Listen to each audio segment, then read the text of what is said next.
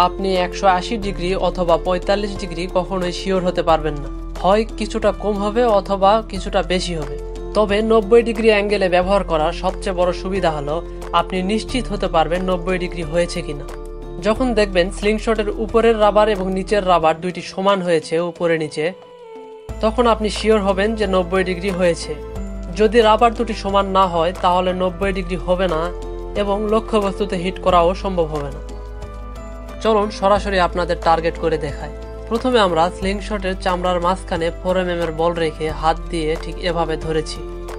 এরপর স্লিংশটটি 90 degree angle করে লক্ষ্যবস্তুর দিকে সোজা করে ধরতে হবে।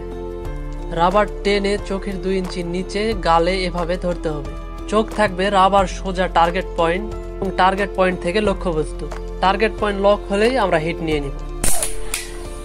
কত নিখুঁতভাবে টার্গেট করা হয়েছে।